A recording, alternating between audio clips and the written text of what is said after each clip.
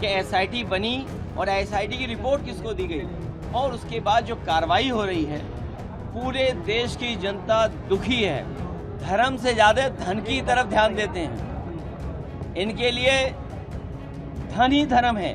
तो ये आस्था के साथ जो खिलवाड़ किया है वो प्रभु श्री राम कभी उन लोगों को माफ नहीं कर सकते।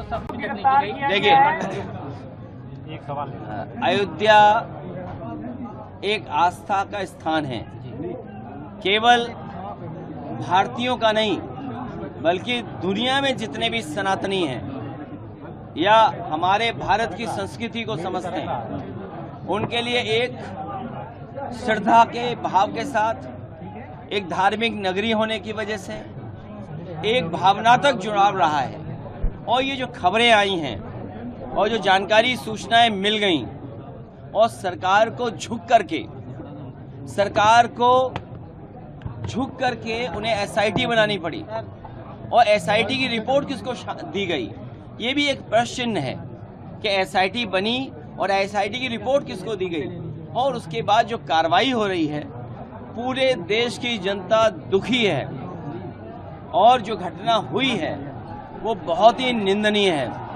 अखिलेश जी कहना है कि कोई फैसला आया है कि ग्राम भाजपा की रही थी कि हिंदू खतरे में है, लेकिन अब 2026 में भगवान भी खतरे में है, क्या कहेंगे?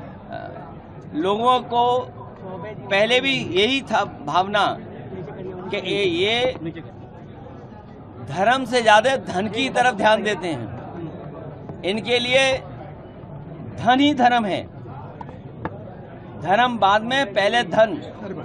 और ये जो हुआ है व्यवहार, ये बहुत चिंताजनक है, हमारी आस्था के साथ खिलवाड़ है। किसी व्यक्ति की बात नहीं होनी चाहिए। अब बताइए, मुख्यमंत्री जी हफ्ते में कितनी बार जाते थे?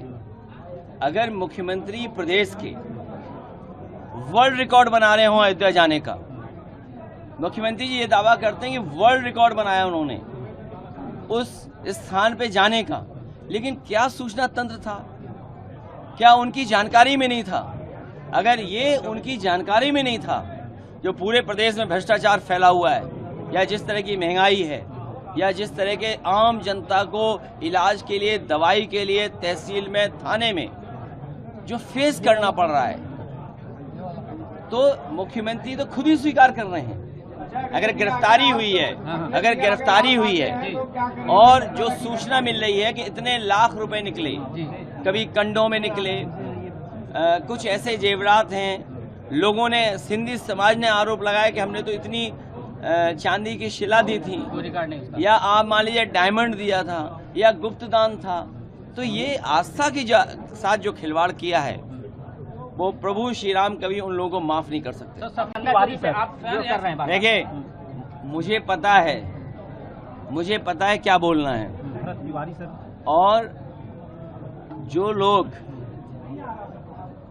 इस माहौल को समझ रहे हैं वो जानते हैं कि उत्तर प्रदेश में भारतीय जनता पार्टी को हटाना कितना जरूरी है। मैं फिर कहता हूं, वो बात दोहराता हूं, यूपी में भारतीय जनता पार्टी जीत गई, मैं डरा नहीं रहा हूं।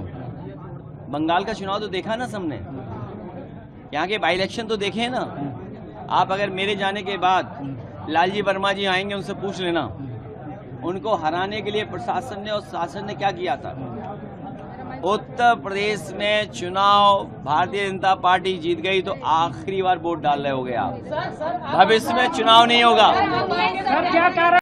अगर आप ये वीडियो YouTube पर देख रहे हैं तो हमारे चैनल को सब्सक्राइब कर बेल आइकन दबाएं, और Facebook पर देख रहे हैं तो हमारे पेज को लाइक करें।